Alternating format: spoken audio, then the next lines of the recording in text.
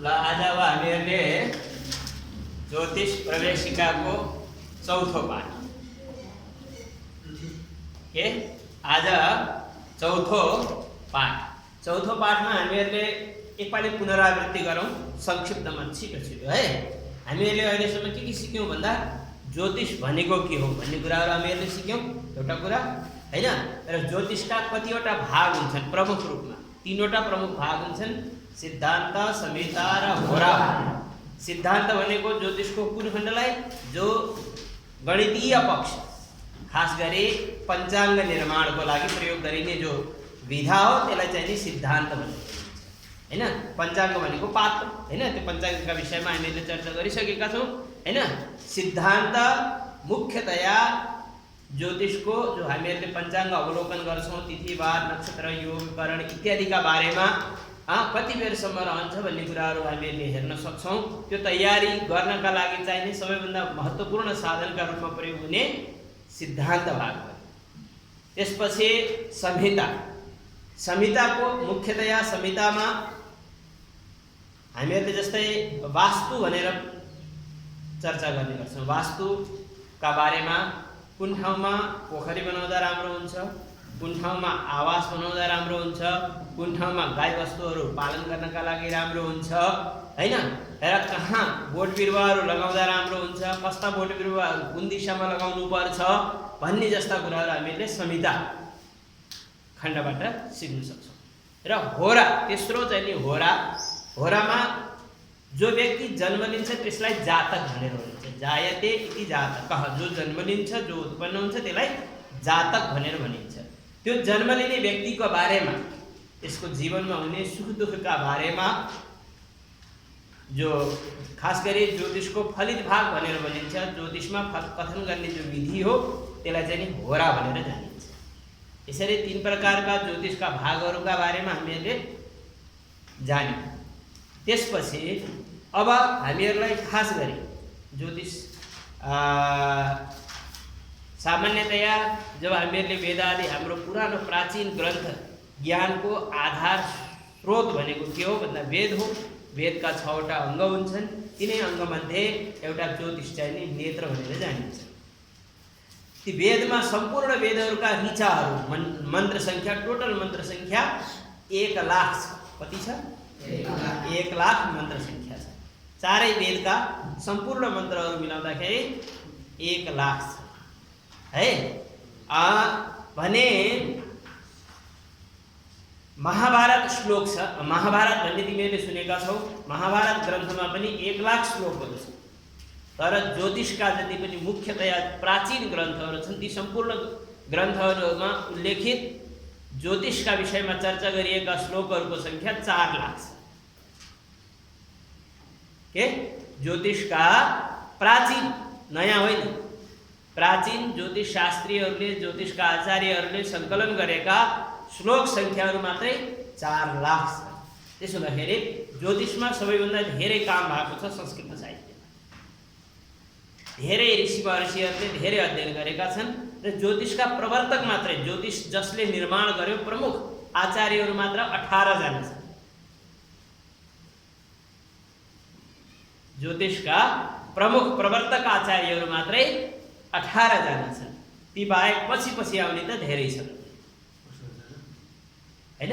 ज्योतिषका प्रमुख प्रवर्तक अर्थात् जसले ज्योतिष सुरु गर्यो त्यस्ता आचार्यहरू सूर्य, पितामह, व्यास, वशिष्ठ, त्रिपराशरः भनेर श्लोकै छ हैन।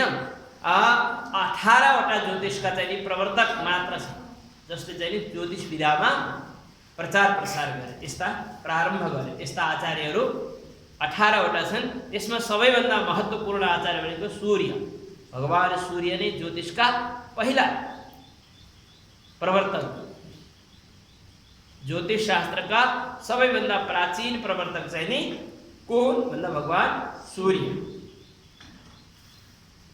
अब यसरी ज्योतिष शास्त्रका बारेमा हामीहरूले सामान्य ज्योतिषको परिचय प्राप्त गऱ्यौँ। ठिकै छ।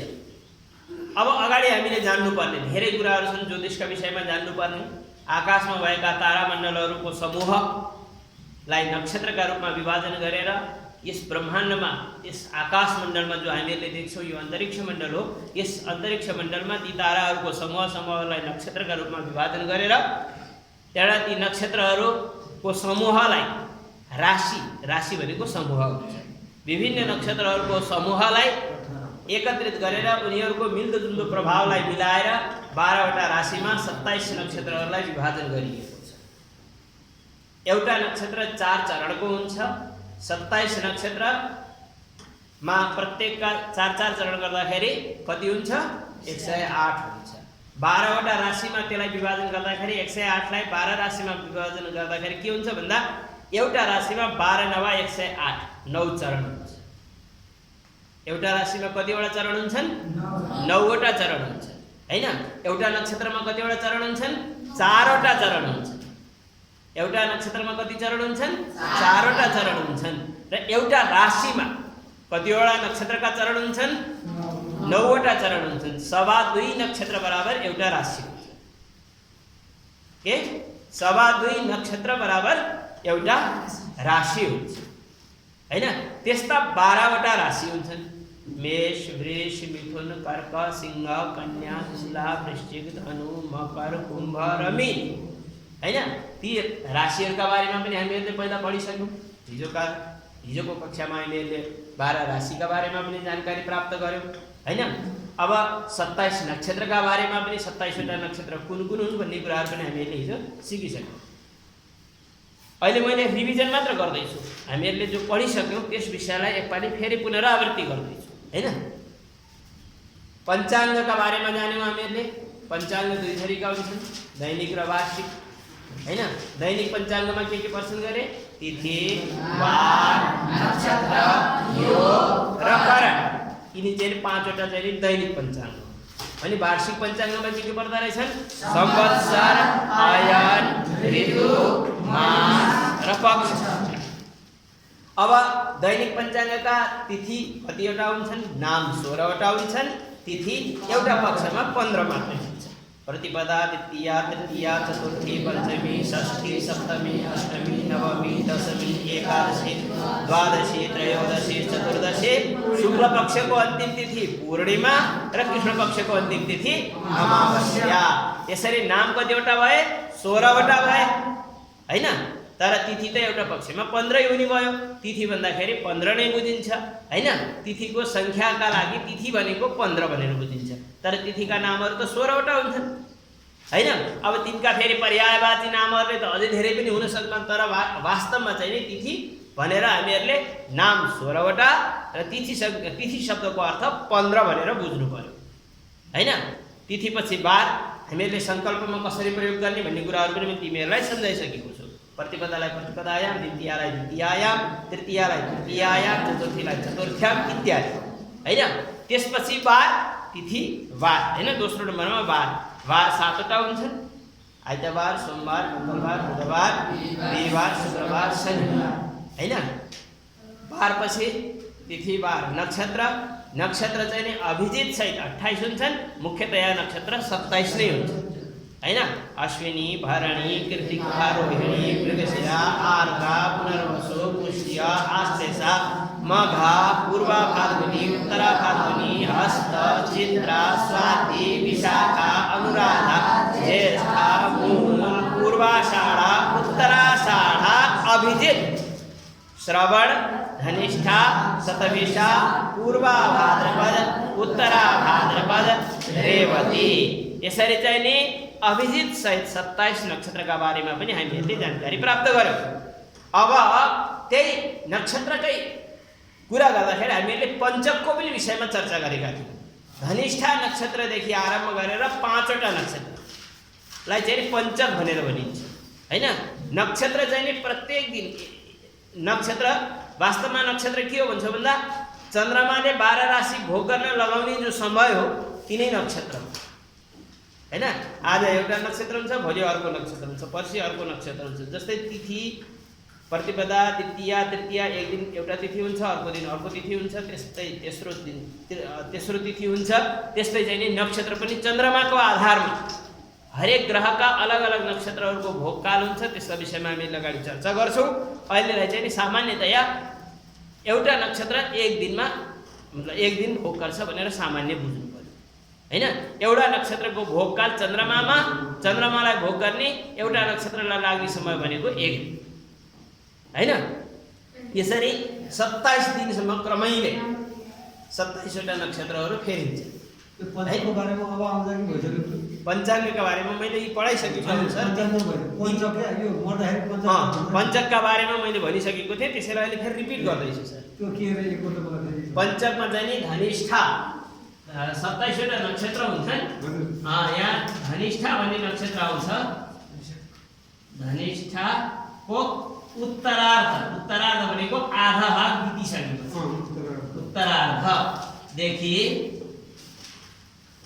धनिष्ठा, शतभिषा, पूर्वा भाद्रपद,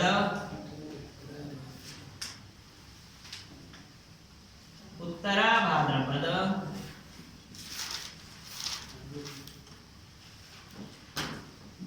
र रेवती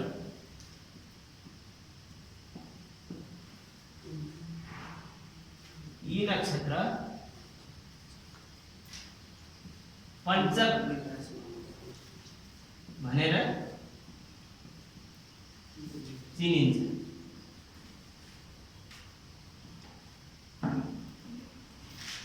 पञ्चकमा विशेष निषेध गर्न,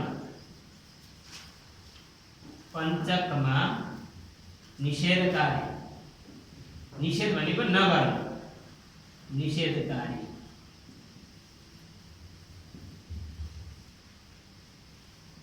एक नम्बरमा दक्षिण दिशाको यात्रा, दक्षिण दिशा यात्रा यी नगर्ने हो है। दोस्रो नम्बरमा शवदाह,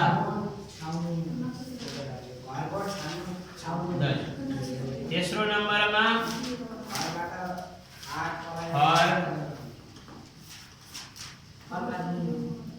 खर चौथो नम्बरमा बाँस काठ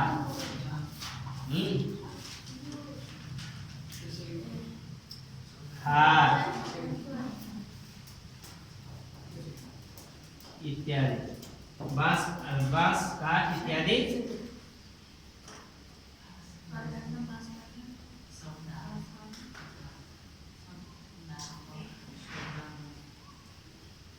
काट्न नहुने है, काट्नलाई निषेध गरिएको।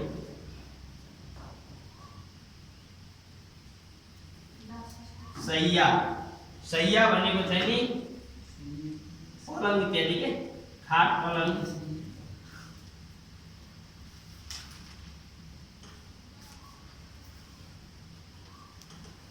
निर्माण, खाट पलङ निर्माण होइन, सैया निर्माण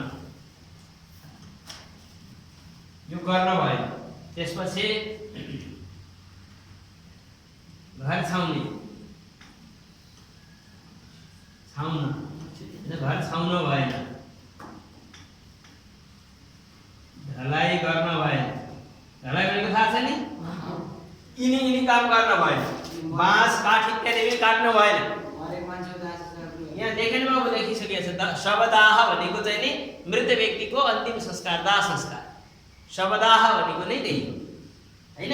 पञ्चकमा निषेध कार्य, दक्षिण दिशाको यात्रा नगर्ने, शवदाह नगर्ने, घर छाउनका लागि चाहिँ नि घर गोठछाउनका लागि खर हुन्छ नि, खर काट्नु भएन, बाँस काठ इत्यादि काट्नु भएन हैन। काठ दारको लागि है, गाईलाई खुवाउनको लागि फेरि होइन है, त्यो हेर्न पर्दैन नि।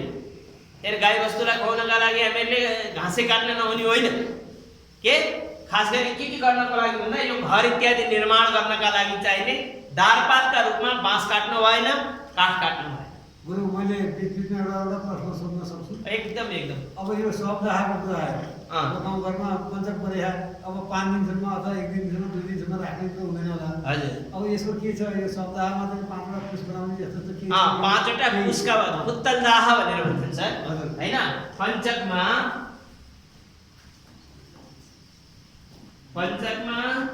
शवदाह गर्न परे,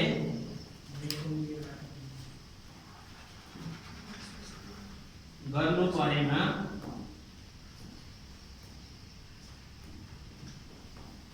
पुत्तलदाह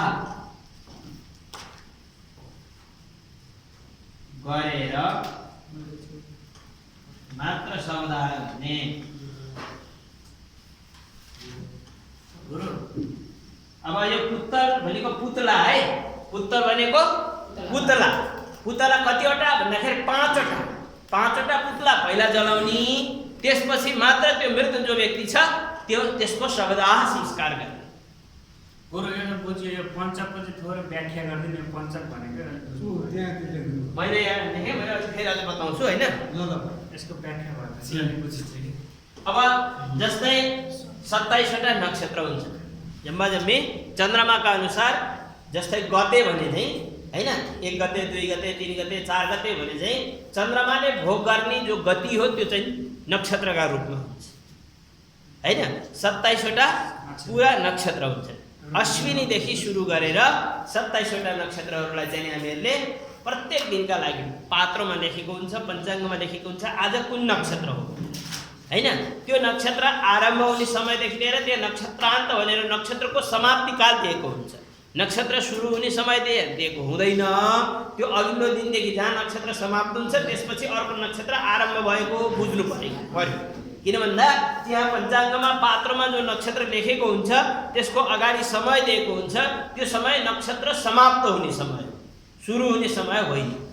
यति बजेसम्म नक्षत्र समाप्त हुन्छ हैन। कुनै व्यक्तिको नामकरण गरिन्छ हामीहरूले निवारण गर्दाखेरि हैन, कुन नक्षत्रको कुन पाउमा जन्म लियो भनेर जान्नका लागि सामान्यतया हामीहरूले मोटामोटी रूपमा चाहिँ नि गाउँघरमा जसले चाहिँ नि भयात भोग भनेर त्यसलाई चाहिँ स्पष्टीकरण गर्नुपर्ने हुन्छ। नक्षत्रलाई भोग गरेको समय जान्नका लागि भयात निकाल्नु पर्छ र पुरा नक्षत्रले भोग गर्न लगाउने टोटल समयलाई भभोग भनेर जानिन्छ। भ भनेको नक्षत्र, याद भनेको बितेको समय, भोग भनेको लाग्ने समय। नक्षत्रलाई पुरा भोग गर्न लाग्ने जो समय हो त्यसलाई भभोग भनेर भनिन्छ। भने नक्षत्रले भोग गरेको अर्थात् कुनै व्यक्ति जन्म लियो त्यस बेलासम्म त्यो नक्षत्र सुरु भएर कति समय बितायो त्यो जानकारी हामीले भयातका माध्यमबाट प्राप्त गर्छौँ। भयात र भवभोग बनाउने विधि मैले फेरि अगाडिका दिनमा सिकाउने छु हैन। भयात र भवभोग बनाउन जानिसकेपछि कुन चरणमा यदि पहिलो खण्डमा भयात आयो, मानव उदाहरणका लागि सामान्य मोटामोटी मैले जानकारी गराउनको लागि सामान्यतया यसरी 60 घटी लेख्यो। कुनै यो भवभोग भयो, 60 घटी भवभोग भयो, मानव यो रेवती नक्षत्रको भवभोग 60 घटी, अर्थात् रेवती नक्षत्रले भोग गर्न लगाउने कुल समय 60 घटी। 2.5 घटी बराबर 1 घण्टा हुन्छ। 2 घटी 30 पल बराबर 1 घण्टा हुन्छ। 1 घण्टामा 2.5 घटी हुन्छ। 24 घण्टामा 60 घटी हुन्छ हैन। भनेपछि अब रेवतीकै भयात, मानव उदाहरणका लागि रेवतीको भयात 29-30, यो चाहिँ रेवतीको भयात भयो। भनेपछि कति बिताएको रहेछ भन्दाखेरि पहिलो भाग यसलाई 4 भाग गर्नु पर्यो। किन भन्दा एउटा नक्षत्रका 4वटा चरण हुन्छन् हैन। 60 लाई हामीले यदि 4 भाग गर्यौं भने यो 15 हुन्छ। 15 घटीसम्म एउटा चरण भयो, 15 देखि 30 सम्म दोस्रो चरण भयो।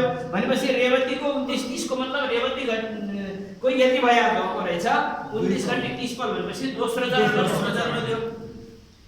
त्यहाँ 31 भए तेस्रो चरण, 31 भए त्यसमा 30 प्लस 30.3 आयो भने पनि तेस्रो चरण, 45 कटेपछि चौथो चरण हैन। यसरी चाहिँ नि पहिलो दोस्रो तेस्रो गरेर 4वटा नक्षत्रहरूका चरणबाट हामीहरूले नाम निकाल्न सक्छौँ। त्यसका विषयमा हामीहरूले क्रमशः अझ अगाडि पढ्नेछौँ। अहिले पनि यो किन यहाँ अलिकति थोरै सम्झाउँदा धनिष्ठाको आधा भाग बितिसकेपछि अब यसरी यिनलाई विचार गर्दाखेरि कुम्भ राशिमा चन्द्रमा हुनु पर्यो। कुम्भ र मीन राशिमा चन्द्रमा, मीन राशिमा चन्द्रमा हुँदा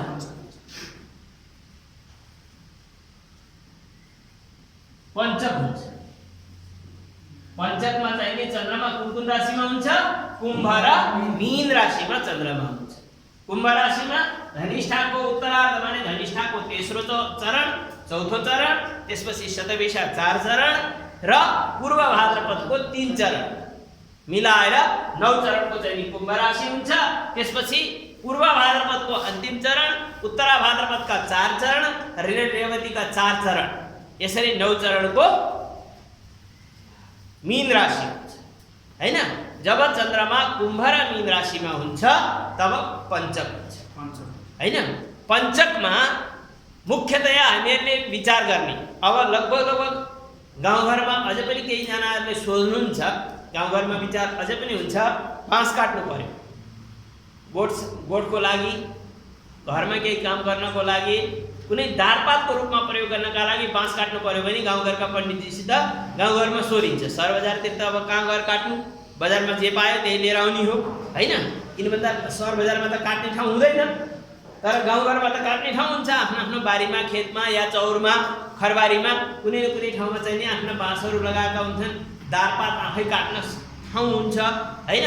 र खर इत्यादि गोठ छाउनका लागि, घर छाउनका लागि, अथवा साना साना कटेजहरू बनाएर कटेज छाउनका लागि पनि खरको प्रयोग गरिन्छ हैन। अब त्यतिखेर सोध्दाखेरि कसैले सोध्यो भने हामीले खर काट्नलाई सायद हेरिदिनु न गुरु भनेर कसैले भन्ला, अथवा बाबु तिमीले त धेरै संस्कृत पढेर आछौ, ल यसो खर काट्न पर्यो या बाँस काट्न पर्यो, यसो सायद हेरेर भन न भनेर कसैले गाउँघरमा गएको बेलामा सोधिदिएला। के विचार गर्नुपर्ने रहेछ, पञ्चक हुनु भएन हैन। घरको लागि अथवा गोठको लागि या अन्य केही खास गरी आवासका लागि दारपातका रूपमा हामीहरूले खर हैन र बाँस अन्य काठहरू काट्नु पर्यो भने पञ्चकमा काट्नु भएन। बुझ्यो कुरा हैन। पञ्चकमा चाहिँ हामीहरूले काट्नु भएन।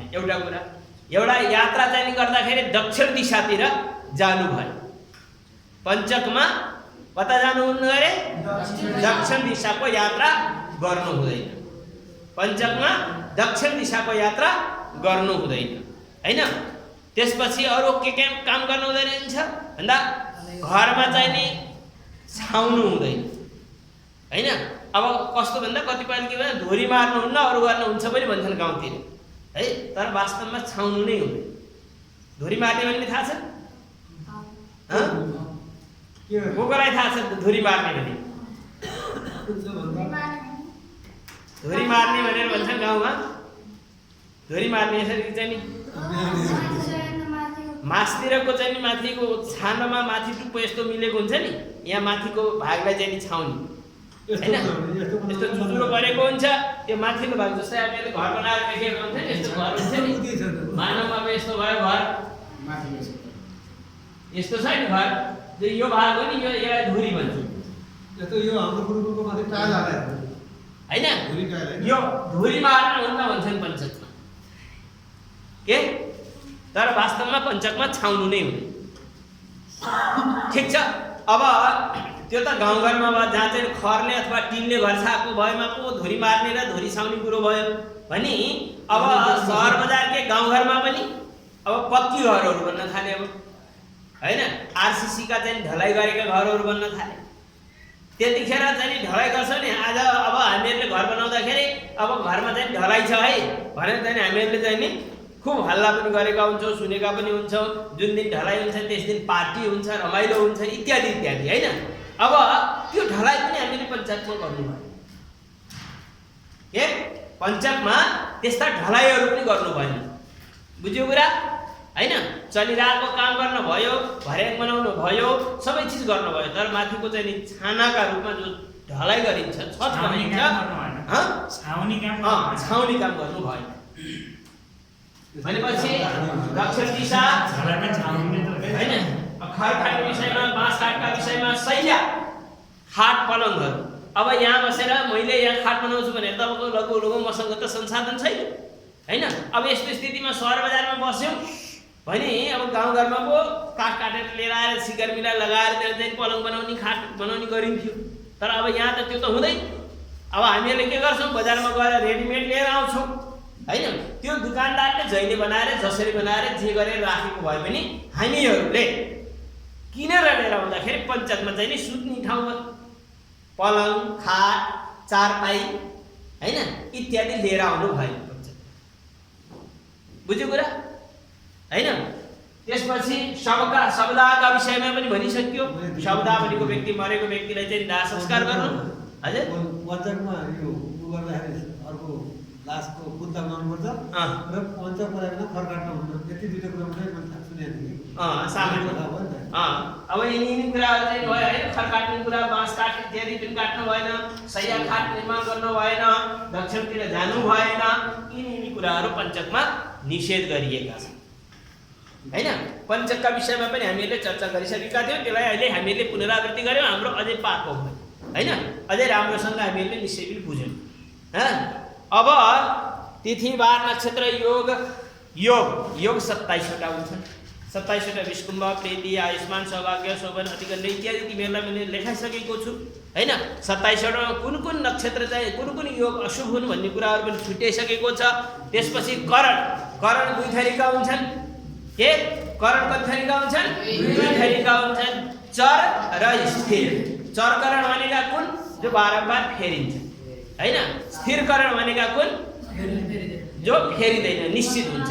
अब फेरिने र नफेरिने निश्चित कसरी हामीहरूले जान्ने हैन। त्यसका विषयमा मैले फेरि क्रमशः बताउँदै जान्छु। 7वटा चर करणहरू कुन कुन?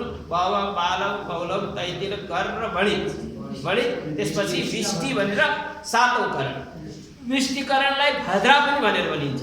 भद्रामा चाहिँ नि कुनै माङ्गलिकका नयाँ घर इत्यादि छाउने, घरमा चाहिँ घर पैसो गर्ने, कुनै नयाँ राम्रो काम आरम्भ गर्ने या कुनै साइत हामीहरूले हेऱ्यौँ भने भद्रालाई छोडेर साइत निकाल्नुपर्छ।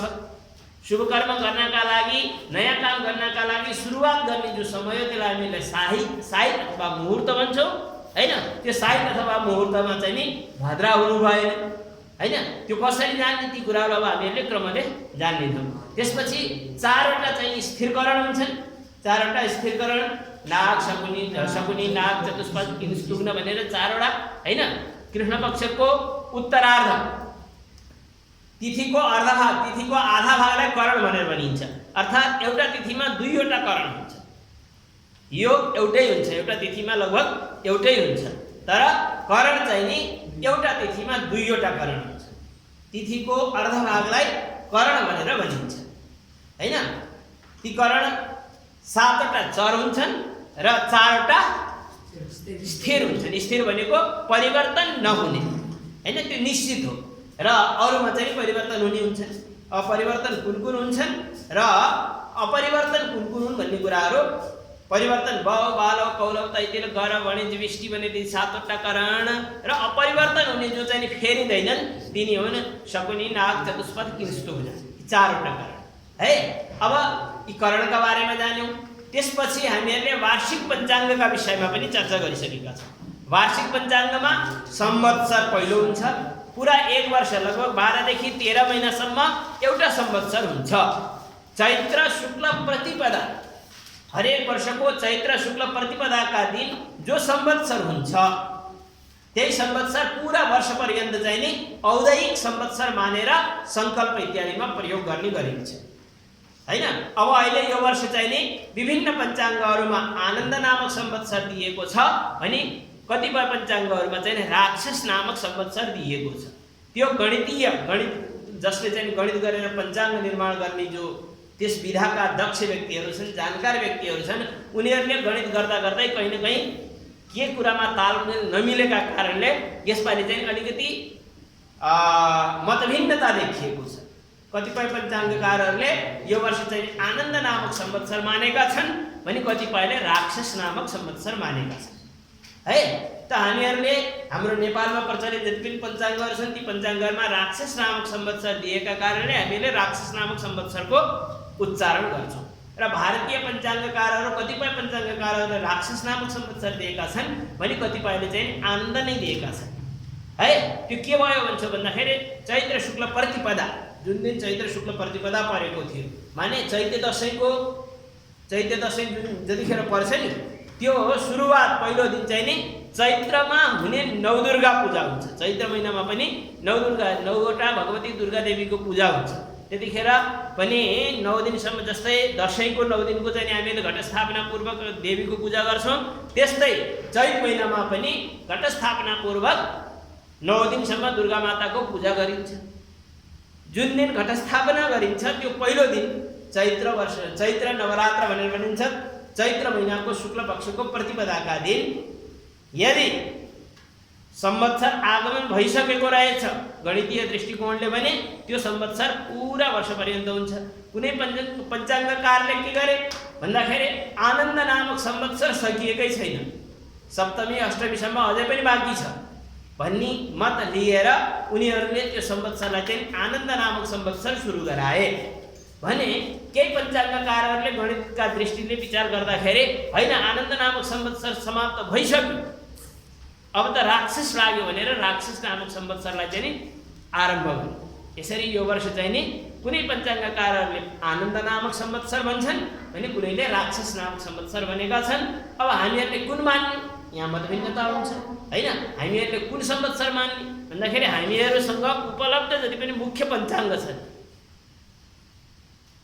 नेपालको पञ्चाङ्ग निर्णायक समितिले निर्णय गरेको जुन पञ्चाङ्गहरू छन् ती पञ्चाङ्गहरूमा सबैमा राक्षस नामक संवत्सर दिएका कारणले हामीहरूले राक्षस नामक संवत्सरलाई नै सङ्कल्पमा प्रयोग गर्नु पर्यो है। संवत्सर टोटल कति हुन्छन् गरे? 60 वटा हुन्छन् है। हरेक वर्षमा एउटा संवत्सर फेरिन्छ। कहिलेकाहीँ के हुन्छ भन्दा 60 वटा संवत्सरको पुरा भ्रमण गर्ने क्रममा कहिलेकाहीँ चाहिँ लुप्त संवत्सर, एउटा संवत्सरै गायब हुन्छ, बिचमा संवत्सरै हराउँछ। त्यो किन हराउँछ भन्दाखेरि उदाहरणका लागि तिथि नक्षत्र योग करण र संवत्सर यिनीहरू क्षय वृद्धि हुन्छन्। क्षय वृद्धि हुनुको अभिप्राय के भन्दाखेरि क्षय भनेको घट्नु, वृद्धि भनेको बढ्नु। जस्तै कहिलेकाहीँ हामीहरूले तिथि चाहिँ नि अष्टमी 2 दिन पर्यो भनेर भन्छौँ, पञ्चमी 2 दिन पर्यो भनेर भनिन्छ, एकादशी 2 दिन पर्यो, यसपालि त एकादशी जो आएन भनेर पनि भनिन्छ हैन। त्यो कसरी हुन्छ भन्दाखेरि तिथिको आरम्भ सूर्योदयदेखि मानिन्छ। तिथि आरम्भ कहिलेदेखि मानिन्छ गरे? एउटा सूर्योदयदेखि लिएर अर्को सूर्योदयका बिचमा सूर्योदयका समयमा जुन तिथि हुन्छ त्यसैलाई वर्तमान तिथि मानेर हामीहरूले पर्व निर्णय गर्छौँ है। त्यस्तै संवत्सर पनि त्यस्तै हुन्छ। संवत्सर कहिलेकाहीँ के हुन्छ भन्दा जस्तै चैत्र शुक्ल प्रतिपदाको दिन पुरानो संवत्सर चलिरहेको थियो, जो हामीले पोहोर पनि गर्दै आएका थियौँ, अहिले पनि त्यही संवत्सर चलिरह्यो, हामीले त्यसैलाई सङ्कल्पमा जोड्यौँ। अब तेस्रो चौथो दिन चाहिँ नि अर्को संवत्सर सुरु भएछ र अर्को वर्ष अब 1 वर्षसम्म त्यही संवत्सर रहने हो। अर्को वर्ष चैत्र शुक्ल प्रतिपदाभन्दा पहिले नै त्यो संवत्सर समाप्त भइन्छ, 2-4 दिन अगाडि नै त्यो संवत्सर समाप्त भन्छ भनेपछि त्यो संवत्सर लुप्त भयो, हरायो। किन भन्दा त्यो चैत्र शुक्ल प्रतिपदाका दिन देखिएन, पहिला पनि देखिएन र अन्तिममा पनि देखिएन। त्यसो हुँदाखेरि त्यस्ता संवत्सरहरू लुप्त हुन्छ। त्यस्तै तिथिमा पनि के हुन्छ? प्रातःकाल सूर्योदयका समयमा, जस्तै मानौँ उदाहरणका लागि तिथि क्षय वृद्धि है।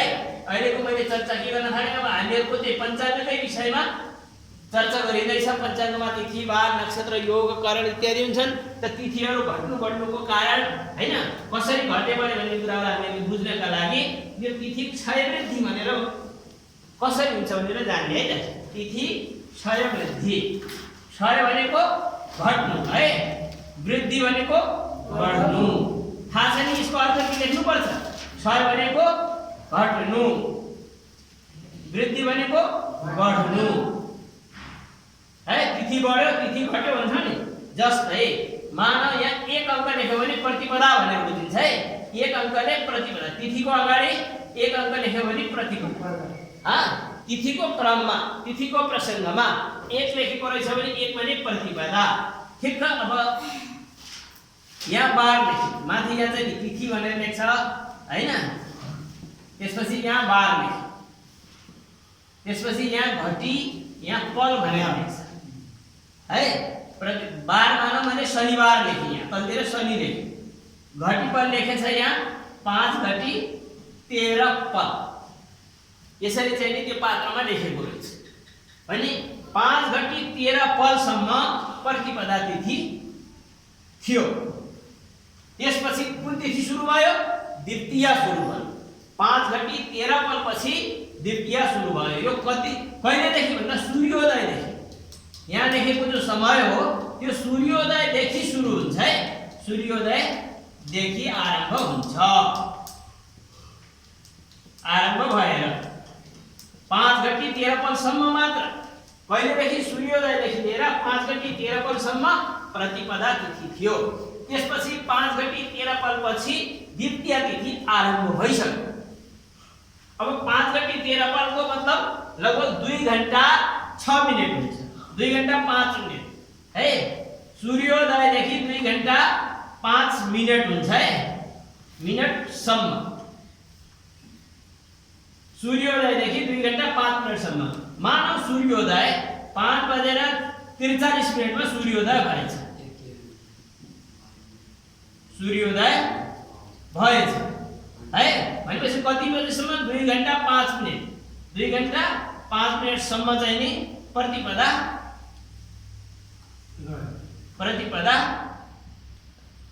रह्यो है। माने कति भयो भन्दाखेरि 48 5 7:48 बिहान। बिहानसम्म चाहिँ नि कुन तिथि र? प्रतिपदा है। प्रतिपदा बिहान 7:48 मात्र रह्यो। त्यसपछि जहाँ 7:49 पछि द्वितीया तिथि आरम्भ भयो। के अब यसमा चाहिँ नि तिमीहरूले हेर्दै जाँदाखेरि अब यस्तो स्थितिमा अगाडि 1 पछि यहाँ 3 लेखिदिँदो रहेछ। प्रतिपदापछि द्वितीया गायब भयो। 1 पछि 3 लेख्यो तिथिमा। यो 3 ले तृतीया भनेर बुझिन्छ है। के यस्तो किन हुन्छ भन्छ भन्दा जस्तै सामान्यतया 55 घटी अर्थात् 20 घण्टा कम से कम एउटा तिथिको मान हुन्छ। एउटा नक्षत्र र तिथि कम से कम 20 घण्टा त हुन्छ। 20 घण्टादेखि लिएर 26 घण्टा 24 घण्टाको दिन हुन्छ हैन। 20 ने 22 घण्टा 22 को 22 × 44 55 घटी कम से कम हुनुपर्छ। 55 घटीको मतलब 22 घण्टा एउटा तिथि अथवा एउटा नक्षत्र चाहिँ नि कम से कम 22 घण्टा त हुन्छ है। र धेरैमा धेरै 26 घण्टा। त्योभन्दा धेरै पनि हुँदैन तिथि र नक्षत्रको मान है। अब तृतीया तिथि लेख्यो। तृतीया लेख्दाखेरि अब यहाँ धेरै मान दिएको हुन्छ। अब यहाँ यस्तोमा तृतीया लेखेको पनि 55 58 3 यसरी लेखिदिन्छ। यो तृतीया तिथि 58 घटी 3 पलसम्म छ भनेर लेखेको हुन्छ। द्वितीया गायब हुँदाखेरि है। अब यो के भयो भने बिहान 7:48 देखि लिएर अर्को दिन 5:43 मा सूर्योदय भयो। त्योभन्दा पहिले नै द्वितीया तिथि सिद्धिएछ। त्यस्तो स्थितिमा द्वितीया क्षय भयो। किन भन्दा उसले चाहिँ नि यो प्रतिपदाको दिन पनि स्पर्श गर्न पाएन। सूर्योदयका समयमा द्वितीया तिथि देखिएन। प्रतिपदाले जो समय लियो र अर्को दिन चाहिँ नि सूर्योदय भन्दा पहिले नै त्यो द्वितीयाको तिथिको मान सकियो हैन। त्यस विषयमा हामीहरूले यसरी हुन्छ भनेर मैले तिमीहरूलाई अलिकति सांकेतिक मात्र गरेको अहिले हैन। त्यो हामीहरूले सूर्योदयका समयमा कसरी हुन्छ इष्टकाल इत्यादि निकाल्न जानिसकेपछि बल्ल हामीहरूले त्यसलाई राम्ररी बुझ्छौँ है। अहिले तिमीहरूलाई केवल यो सङ्केत मात्र हो। यसको पुनरावृत्ति गर्नुपर्छ। त्यसपछि बल्ल तिमीहरूले स्पष्ट रूपमा बुझ्छौ। अहिलेलाई सामान्य यस्तो पनि हुँदो रहेछ भनेर जान्ने हो। तिथिको क्षयवृद्धि हुनुको अभिप्राय तिथिको घट्नु र बढ्नुको मतलब के भन्दाखेरि सूर्योदयका समयमा जो तिथि उपस्थित हुन्छ, जो नक्षत्र उपस्थित हुन्छ, जो योग उपस्थित हुन्छ त्यही चाहिँ नि त्यस दिनलाई मानिन्छ। यदि सूर्योदयका समयमा तिथि योग नक्षत्र इत्यादि देखिएन भने त्यसलाई क्षय भनेर भनिन्छ, घट्यो भनेर भनिन्छ। तर घट्दैमा त्यो कस्तो हुन्छ भन्दा व्याकरण पढ्छौँ नि हामीले। अदर्शनम लोपः शब्दको अर्थ थाहा छ?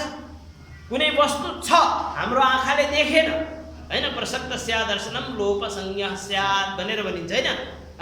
कुनै वस्तु विद्यमान छ जस्तै अब अण भनेर भन्दाखेरि अ इ उ इ र उ बिचमा त छ नि, त्यो हामीलाई थाहा छ हैन, हामीले देख्दैनौँ। अण भन्दाखेरि त ऐ उ अथवा पछाडिकोमा पनि छ अयौ रिन्द्रे ओ अयौ हयवर ल सम्ममा पनि जान्छ।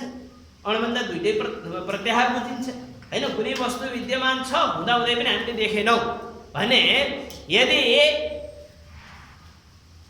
अब पञ्चाङ्ग हेर्दाखेरि तिथि अब द्वितीय तिथि देखिएन या चाहिँ नि कुनै नक्षत्र देखिएन भने त्यो त हरायो भन्ने होइन।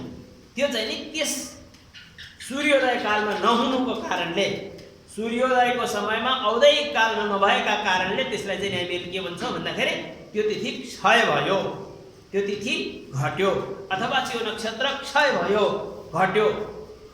नक्षत्र अब बार त घट्दैन, कि तिथि घट्छ कि तिथि घट्छ बढ्छ, जो घट्छ त्यो बढ्छ पनि हैन। नक्षत्र पनि घट्छ बढ्छ, करण पनि योग पनि घट्छ बढ्छ र करण पनि कहिलेकाहीँ त्यस्तो हुन्छ हैन। तिथिको अर्धभागलाई करण भनेर भनिन्छ। भनेपछि तिथिका बारेमा हामीहरूले चर्चा गरिसकेका हौँ। तिथिपछि बार, नक्षत्र 27 वटा हुन्छन्, तिथिका विषयमा पनि जान्यौँ, योग 27, करणका बारेमा पनि जान्यौँ। र अब वार्षिक पञ्चाङ्गका रूपमा चाहिँ नि संवत्सर अयन 2 वटा हुन्छन्। संवत्सर 60 भन्ने प्रसङ्ग भइसक्यो। अयन कति हुन्छन्? अयन 2 वटा हुन्छन्। उत्तर अयन उत्तरायण, दक्षिण अयन दक्षिणायन। उत्तरायण र दक्षिणायन 2 वटा के हुन्छन्? अयन हुन्छन् हैन। उत्तरायण देवताहरूको दिन भनेर जानिन्छ हैन। दक्षिणायन देवताहरूको शयनकाल रात्रिकाल भनेर जानिन्छ। जति पनि हामीहरूले माङ्गलिक कर्महरू गर्छौँ, संस्कारजन्य कर्महरू गर्छौँ, गर्भाधानदेखि लिएर गर्भाधानपछि बच्चा पैदा हुन्छ, बच्चा पैदा भएर त्यसको नामकरण अन्नप्राशन सम्मका संस्कार गर्नका लागि उत्तरायण दक्षिणायन गुरु शुक्र हस्त इत्यादिको विचार गर्न आवश्यक हुँदैन।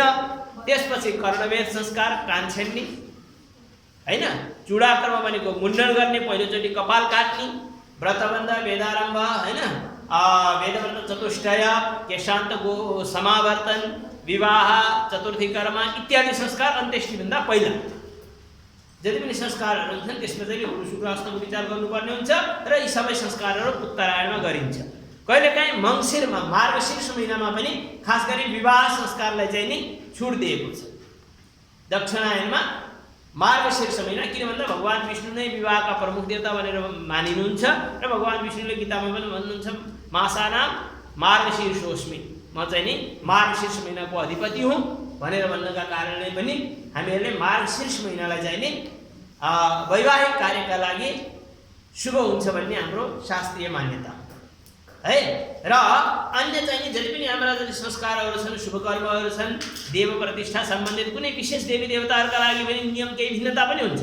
शिवजीको लागि श्रावण दक्षिणायनमा पनि श्रावण महिनामा पनि शुभ हुन्छ हैन। शिव प्रतिष्ठा गर्नका लागि भने देवीजीको प्रतिष्ठा गर्नका लागि शारदीय नवदुर्गा हैन, त्यो दशैँका लगभग दशैँको आसपासमा त्यतिखेर पनि हामीहरूले गर्न मिल्छ। दक्षिणायन हुँदाहुँदै पनि केही विशेषका लागि केही विशेष नियम बनेका छन्, ती विषय हामीहरूले क्रमशः अगाडि बढ्छौँ, बुझ्छौँ हैन। विशेष रूपले उत्तरायणमै सबै माङ्गलिक कार्यहरू गर्नुपर्छ हैन।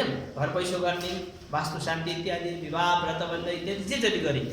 र उत्तरायणमा चैत्र महिनालाई छोडेर है, चैत्र महिनामा व्रतबन्ध गर्न हुन्छ, अरू कार्यहरूलाई निषेध गरिएको छ। अब जस्तै कसैले 84 गर्छन्, त्यो 84लाई त त्यस विषयमा त्यो चर्चा गर्न पर्दैन। 84 त कस्तो भन्दा ठ्याक्क पूर्णिमाको दिन गर्ने हो हैन। पूर्णिमाको दिनमा चाहिँ नि त्यो व्यक्तिको कुनै व्यक्ति चाहिँ नि आश्विन महिनामा जन्मियो, आश्विन महिनाको आश्विन पूर्णिमामा उसको सहस्त्रचन्द्र दर्शन हुन्छ, 84 पूजा गर्ने हैन। कुनै पुषमा जन्मिएको मान्छे छ भने पुषको पूर्णिमामा गर्ने, भदौमा जन्मिएको मान्छे छ भने भदौको पूर्णिमा भाद्रपद पूर्णिमामा गर्ने हैन। 84 त्यसरी त्यसलाई चाहिँ नि उत्तरायण दक्षिणायनको विचार गर्न आवश्यक हुँदैन हैन। अब ठुलो कर्म 84 का बीचमा चाहिँ नि कतिपयले के व्रतबन्ध इत्यादि पनि गर्छन्। अब त्यस विषयमा चाहिँ नि त्यो पक्षान्तर मतान्तर हो हैन। त्यसका लागि अन्य कुराहरू पनि विचार गर्न आवश्यक हुन्छ। र अब संवत्सरपछि अयन, अयन 2 वटा, उत्तरायण दक्षिणायन हैन। उत्तरायणमा चाहिँ नि के गर्नुहुन्छ, दक्षिणायनमा के गर्नुहुन्छ भन्ने कुराहरू हामीहरूले सामान्य मोटामोटी रूपमा बुझ्यौँ। त्यसपछि ऋतु 6 वटा हुन्छन्, 2 वटा महिनामा एउटा ऋतु हुन्छ चैत वैशाख वसन्त ऋतु, जेठ असार ग्रीष्म ऋतु इत्यादि भनेर हामीले 12वटा महिनाका 6वटा ऋतुका बारेमा पनि हामीले चर्चा गरिसक्यौँ। ऋतुपछि मास महिना 12वटा महिना हुन्छन्, त्यस विषयमा पनि चर्चा भइसक्यो। पक्ष 2वटा हुन्छन् एउटा महिनामा, 12वटा महिनामा 24वटा पक्ष हुन्छ, शुक्ल र कृष्ण। शुक्ल पक्षको अन्तिम तिथि पूर्णिमा, कृष्ण पक्षको अन्तिम तिथि अमावस्या। पात्रोमा चाहिँ यसरी हेर्दै जाँदाखेरि कृष्ण पक्षको उत्तरतिरपट्टि यहाँ 1 2 3 4 5 गर्दै गएर अन्तिममा 14 पछि 30 अङ्क लेखेको हुन्छ, कृष्ण पक्षको अन्तिम तिथि हैन। 30औं तिथि भनेर अमावस्या औँसी भने शुक्ल पक्षको तलतिर चाहिँ 1 2 3 4 गर्दै गएर 15 अङ्क लेखेको हुन्छ। यहाँसम्मको विषय हामीहरूले हिजो चर्चा गरिसकेका हैन। हिजोसम्म चाहिँ नि हामीले जे अध्ययन गरेका थियौँ ती विषय चाहिँ नि लगभग यसैमा केन्द्रित थिए। यी बाहेक पनि हामीले के गर्यौँ, 12वटा राशि, 9 ग्रह र 12 लग्नका विषयमा पनि हामीले चर्चा गरिसक्यौँ हैन। अब 12वटा राशि अथवा 12वटा लग्नका स्वामीका विषयमा पनि हामीले चर्चा गर्यौँ। 12 राशि हैन, 12 राशिका 12वटा लग्नहरू हैन, 12 राशि अथवा 12 लग्न र तिनका स्वामीहरूका विषयमा पनि हामीले चर्चा गरिसक्यौँ।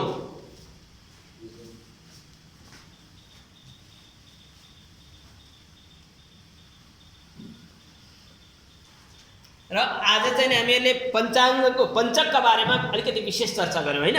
पञ्चकका बारेमा अब अलिकति महत्त्वपूर्ण चिज, अब तिथिबार नक्षत्र योग करण इत्यादि विषयमा जति पनि चर्चा गऱ्यौँ, अब यो हामीहरूले पञ्चाङ्ग हेर्दाखेरि शुद्ध गर्ने कसरी, शुद्ध गर्नुको मतलब हामीले शुद्ध गरेर शुद्ध हुने कुरो होइन। कुन शुद्ध हुन्, कुन सही हुन्, कुन हाम्रो लागि चाहिँ नि खराब हुन् भन्न त मिलेन, तर हाम्रो लागि ग्राह्य भएन। हाम्रो कुनै कर्म विशेषका लागि जस्तै गाउँघरमा पनि हामीले उदाहरण गर्न, खेत छ अनि बिउ छ, खेत छ बिउ छ हैन। अब त्यो खेतमा बिउ हामीले छरेपछि त्यही खेतमा चाहिँ गाउँ छ त गाउँ पनि फल्छ, धान रोप्दा धान पनि उम्रिन्छ, तोरी छ त तोरी पनि उम्रिन्छ, मकै छ त मकै पनि उम्रिन्छ। खेत त्यही हो, बिउ पनि त्यही, तर सिजन त निश्चित छ नि। के असार साउनमा हामीहरूले गएर तोरी छरेर तोरी फल्छ र फल्दैन, डुबेर मर्छ हैन भने। अब माघ फागुनमा मङ्सिरमा गएर पुसमा गएर त्यहाँ धान रोपेर धान फल्छ, फल्दैन हैन। माघ फागुनमा गएर त्यहाँ चाहिँ नि त्यहाँ गएर धान रोपेर धान पनि रोपेर फल्दैन। त्यस्तै हैन, कुनै तिथि बार नक्षत्र योगहरू सबै शुद्ध हो, 9वटा ग्रह सबै राम्रा हो। तर के हुन्छ भन्छ भन्दाखेरि कुनैलाई राम्रो गर्छ, कुनैलाई नराम्रो गर्छ।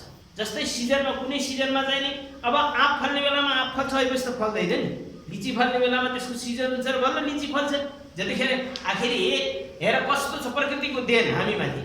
त्यो छेउमा निम भन्ने थाहा छ, निमको रुख लागेको छ, त्यसको ठिक छेउमा चाहिँ आँपको रुख लागेको छ, त्यसको ठिक बगलमा चाहिँ कागतीको रुख लागेको छ है। अब 3वटा फल फल्छ, तल माटो पनि सबै समान छ हैन।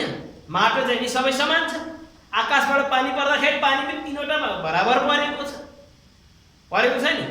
अब त्यो फलेर उत्पन्न हुँदाखेरि लिची फल्छ, अर्कै आकृति हुन्छ, त्यसको स्वादै अर्कै हुन्छ। त्यसको छेउमा आँपको रुख छ, आँप फल्छ, आँपको आकृति जो अलग हुन्छ, फलै अलग हुन्छ, यसको स्वादै अलग हुन्छ। भने छेउमा कागती लागेको छ, त्यो कागतीको स्वादै अलग हुन्छ। बगलमा निमको रुख छ, त्यसको स्वादै अलग हुन्छ हैन। त्यस्तै हामीहरू हरेक मान्छे चाहिँ एउटै आमाको गर्भबाट जन्म लिने छोराछोरीमा पनि त भिन्नता हुन्छ नि। मनमस्तिष्कदेखि लिएर हरेक चिज भिन्न हुन्छ। कतिपयले कुतर्क गर्छन्, कहाँ त्यस्तो हुन्छ, ज्योतिषीहरूले भनेर कहाँ हुन्छ, यस्तो हुन्छ उस्तो हुन्छ भनेर त निन्दा गर्ने ठाउँ धेरै छ।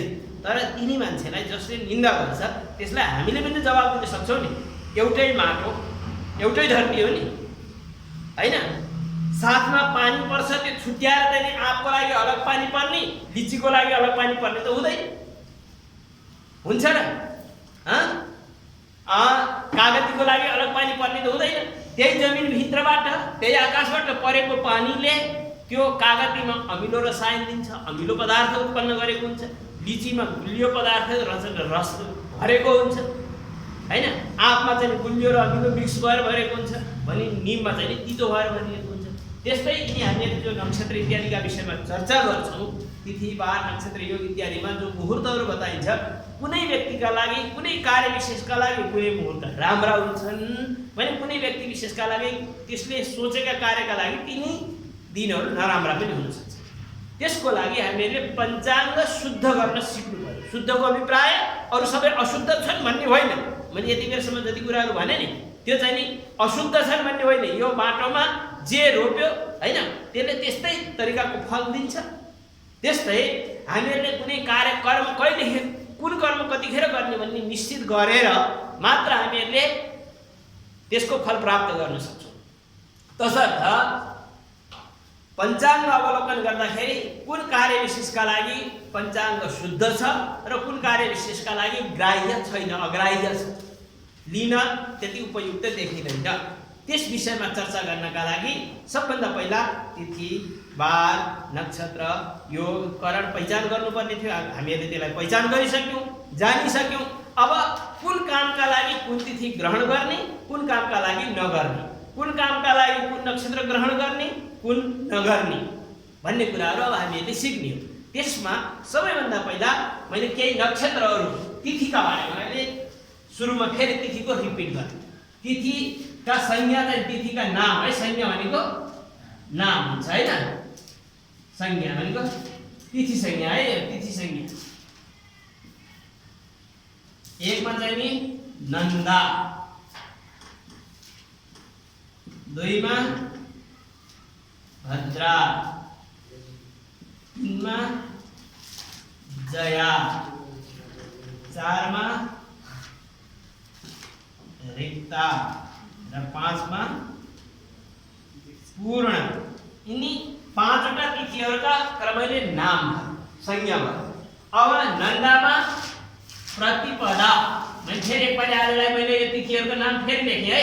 प्रतिपदा, भद्रा चाहिँ नि यो द्वितीय चाहिँ नि भद्रा, प्रतिपदा नन्दा, यो क्रमैले सजिलो छ है।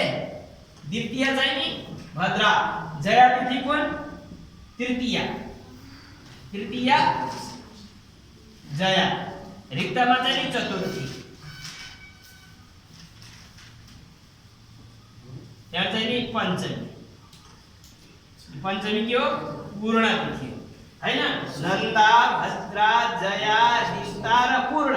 प्रतिपदा नन्दा तिथि, द्वितीय भद्रा तिथि, तृतीय जया तिथि, चतुर्थी रिक्ता तिथि, पञ्चमी पूर्ण तिथि। अब फेरि पञ्चमीबाट फेरि यहाँबाट सुरु गर्ने षष्ठी। षष्ठी चाहिँ नि नन्दा हैन, सप्तमी भद्रा, अष्टमी जया, नवमी रिक्ता र दशमी पूर्ण है। अब फेरि यही क्रम, एकादशी नन्दा, द्वादशी भद्रा,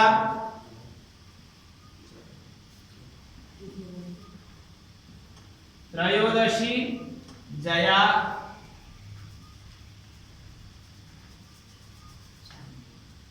चतुर्दशी रिक्ता र पूर्णिमा अथवा अमावास्या। अमावास्यालाई औँसी पनि भनिन्छ है। यो चाहिँ नि पूर्ण तिथि है। नन्दामा कुन कुन हुँदो रहेछ? 1, 6, 11, 1, 6, 11। द्वितीय 1 भनेको प्रतिपदा, 6 भनेको षष्ठी, 11 भनेको एकादशी। त्यस्तै भद्रामा 2, 7, 12, 2 भनेको द्वितीय, 7 भनेको सप्तमी, द्वादशीलाई 12। जया 3, 8, 13 क्रमैले 1, 2, 3, 6, 7, 8, 11, 12, 13। चतुर्थी 4, 9, 14 यसलाई रिक्ता तिथि। खास गरी कुनै पनि रिक्ताको अर्थ खाली हुन्छ। के रिक्ता तिथि चाहिँ नि हामीहरूलाई कामको लागि निषेध गरिएको छ, विभिन्न कर्महरूको लागि रिक्ता तिथि चाहिँ नि निषेध गरिएको छ। मैले एउटा यो लेखिसकेपछि मैले एउटा यहाँ श्लोक लेख्छु, त्यो श्लोक हामीहरूले लेखौँ है।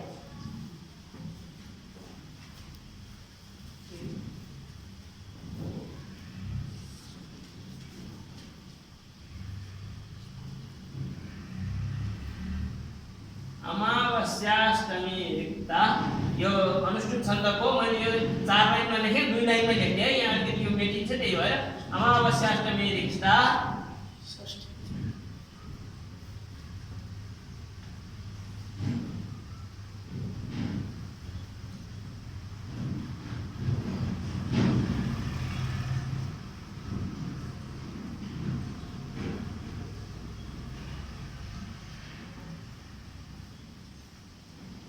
कन्टिन्यू लगातार लस्करै भनेको हैन। यो एक लाइन भयो यहाँसम्म, अर्को फेरि दोस्रो।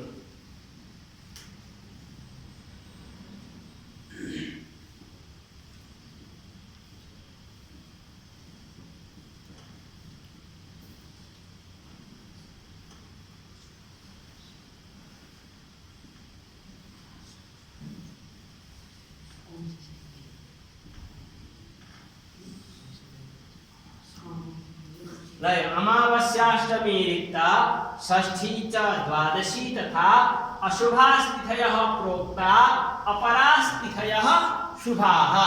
शुभ तिथि कुन कुन के यिनी अशुभ तिथि भए, यी बाहेक जति तिथि पर्छ ती शुभ भए।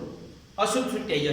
अमावस्या भनेको औँसी, अष्टमी, रिक्ता भनेको चतुर्थी, नवमी, चतुर्दशी, षष्ठी चाहिँ नि यहाँ नन्दा तिथि पर्यो, द्वादशी भद्रा पर्यो हैन। यिनी तिथिहरूलाई अशुभाः तिथयः प्रोक्ता, यी तिथिहरूलाई अशुभ भनेर जानिन्छ। अशुभ तिथि कुन कुन हुन्? अमावस्या, अष्टमी, रिक्ता तिथिमा चतुर्थी, नवमी, चतुर्दशी, यिनी रिक्ता तिथि। यिनीमा केही कार्यहरू गर्नु भएन, कतिपय काम त्यसका लागि छुट्याइन्छ हैन। यिनी चाहिँ अशुभ श्रेणीमा आए। माने अशुभ श्रेणीको मतलब हामीहरूलाई शुभ कर्म गर्नका लागि, हामीहरूले सधैँ राम्रो काम गर्छौँ भन्ने छैन नि। कतिपय कामहरू हामीहरूले चाहिँ अशुभ कर्म पनि गर्नुपर्ने हुन्छ हैन। त्यस्ता अशुभ कर्म गर्ने बेलामा फेरि त्यतिखेर यिनी कामकार हुन्छन्। हामीहरूले हाम्रो दिनचर्यामा पनि हैन सधैँ राम्रो त गर्दैनौँ नि। सुत्छौँ, उठेर मलमूत्र त्याग गर्छौँ, त्यतिखेर हामी पनि अपवित्र हुन्छौँ हैन। सधैँ पवित्र अवस्थामा त भइँदैन नि हैन। मलमूत्र त्याग गरेको बेलामा अशुभ अवस्था पनि त हुन्छ नि। त्यस्तै हामीहरूले कर्म गरिरहेका हुन्छौँ, कर्म गर्दा कतिपय कर्महरू हामीहरूले त्यो गर्नु नै पर्ने बाध्यता हुन्छ। त्यस्तो स्थितिमा चाहिँ नि यिनी हामीहरूले जुन कर्म गर्न निषेध, जो अशुभ तिथि भनिएको छ, यिनी अशुभ तिथिहरूमा पनि केही कार्यहरू गर्नुहुन्छ।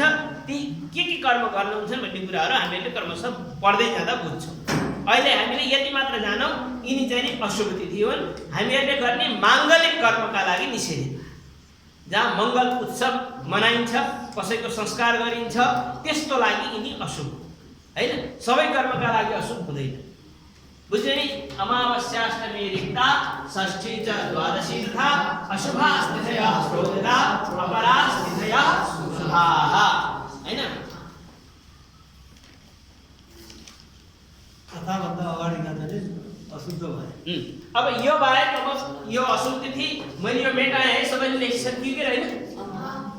तिमीहरूले पनि लेख्नु है, तिमीहरू कतिपयले लेख्दैनौ। मैले बारम्बार भन्ने गर्छु हैन। यहाँ मैले बारम्बार रिपिट गरिरहेको छु, सम्झाइरहेको छु। अस्ति हामीहरूले 3 दिन पढेको चाहिँ आज हामीहरूले पुरा सुरुदेखि मैले फेरि रिपिट गरेँ हैन। सुरुदेखि हामीहरूले पुरा रिपिट गरिसक्यौँ, तर पनि कतिपयले अझै पनि आफूले पढेका कुराहरू लेखेन हैन। त्यो तिमीहरूको आफ्नो कमजोरी हो। यी यसरी सिक्ने अवसर पनि बारम्बार मिल्दैन। अहिले चाहिँ त्यस्तै परिस्थितिले गर्दाखेरि हामीले यहाँ बसेर हाम्रो पाठ्यक्रमभन्दा भित्रका कुराहरू हामीले सिकिरहेछौँ हैन। त्यसो हुँदाखेरि निरन्तर लेख्ने अभ्यास गर्ने, हामी विद्यार्थीहरूको उद्देश्य नै के हो भन्दा नयाँ नयाँ कुराहरू कसरी सिक्ने भन्ने हाम्रो चाहना हुनुपर्छ, अभिरुचि हुनुपर्छ।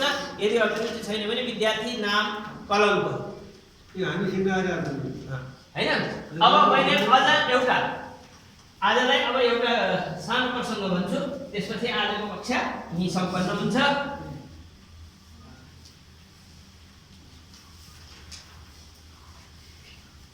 यो पञ्चपर्व भनेर भनिन्छ है।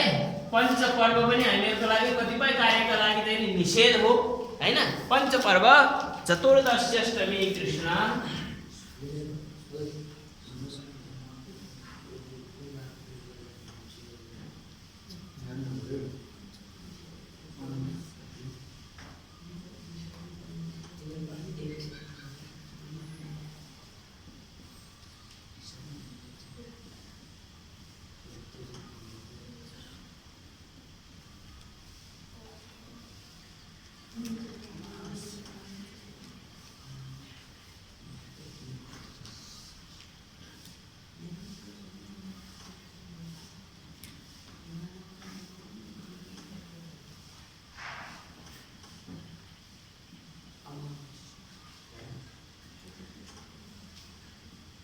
यो प हो गुरु।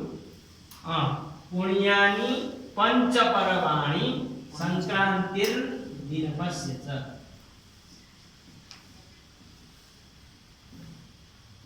यी पाँचवटा पर्व मैले भने चतुर्दश्यष्टमी कृष्ण त्वमावास्या पनि हुन्छ, त्वमावास्या च पूर्णिमा पुण्यानि पञ्चपर्वाणि संक्रान्तिर्दिनपस्य च।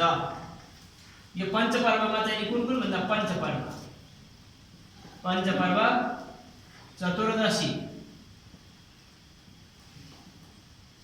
एक, दोस्रो चाहिँ नि अष्टमी,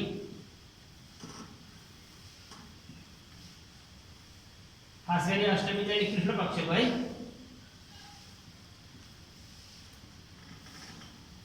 चतुर्दशी, अष्टमी कृष्ण पक्ष, अमावस्या,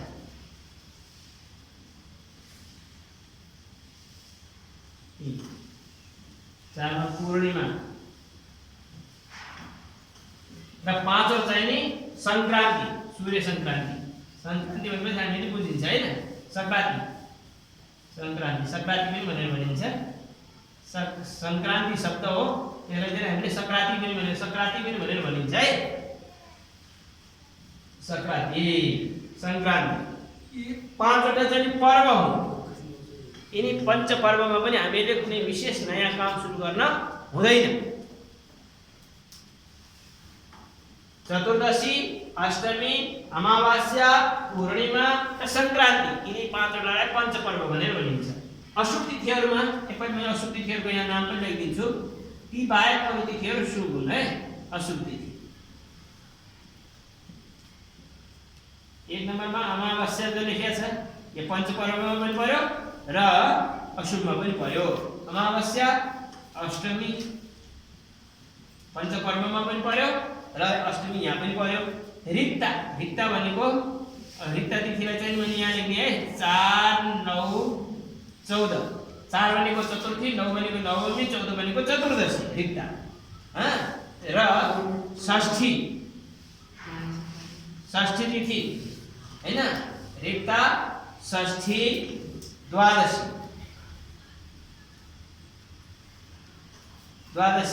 यिनी चाहिँ के हो? द्वादशी वास्तवमा कृष्ण पक्षको द्वादशी हो है। कृष्ण पक्षको द्वादशी यिनी चाहिँ अशुभ तिथि हुन्।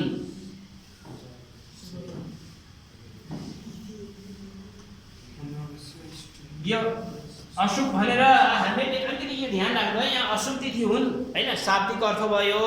तर अशुभ भन्दा हामीहरूले गर्नुपर्ने शुभ कर्मका लागि निषेधित तिथि हुन्। यसरी बोल्नु के हामीहरूले कुनै शुभ कार्य गर्नका लागि प्रयोग गर्नलाई चाहिँ नि निषेध गरिएका तिथि हुन्। अब अशुभ तिथि भन्दै लक्ष्मी पूजा चाहिँ हामीले औँसीका दिन गरेका हुन्छौँ। र यो संसारमा सबैभन्दा महत्त्वपूर्ण चिज भनेर चाहिँ लक्ष्मीजीलाई मानिन्छ। हरेक मान्छेले चाहिँ ज्ञानार्जनदेखि लिएर हरेक काम गर्छ, अन्तिम उसको लक्ष्य भनेको पैसा कसरी कमाउने। पैसाकी देवी चाहिँ लक्ष्मीजी हैन। लक्ष्मीजीको वाहन उल्लु, उसले चाहिँ दिउँसोमा देख्दै प्रकाशमा त झन् देख्दै बडा आश्चर्य छ हैन। र सबै कर्म गर्नका लागि चाहिँ औँसीको दिन गर्न हुन्न भनेर केवल पितृ कर्म श्राद्ध कर्म गर्न औँसी हुन्छ, अरू देव कर्म गर्न हुँदैन भनेर चाहिँ नि विभिन्न हाम्रा चाहिँ ग्रन्थहरूमा लेखिएको छ। तर चाहिँ लक्ष्मीजीको उपासना लक्ष्मीजीको चाहिँ नि उपासना के गरिन्छ? औँसीकै दिन गरिन्छ। त्यस्तै सबै पूजा र दिनमा गर्ने भनेर भन्छन्, प्रकाशमा दिउँसोमा गर्ने भनेर। लक्ष्मीजीको पूजा रातिमा हुन्छ। लक्ष्मीको पूजा रातिमा हुन्छ है। छन् हाम्रा धर्मशास्त्रहरूमा विभिन्न माध्यमहरू छन् आराधना गर्ने हैन। ती सबैको लागि शुभ समय हेर्नका लागि हामीलाई ज्योतिषको आवश्यकता पर्छ। यस विषयमा हामीले चर्चा गरिसकेका थियौँ र आज चाहिँ नि पञ्चाङ्ग शुद्धिका क्रममा तिथिबार नक्षत्र पञ्चाङ्ग इत्यादिको परिचय पुरा हामीले प्राप्त गरिसक्यौँ। अब शुद्ध गर्ने क्रममा आज हामीहरूले तिथि शुद्धका विषयमा सामान्य अलिकति कुन कुन तिथि शुभ हुन्, कुन कुन तिथि अशुभ हुन् भन्ने कुरा, नयाँ कुरा सिक्यौँ। ल आजलाई यति।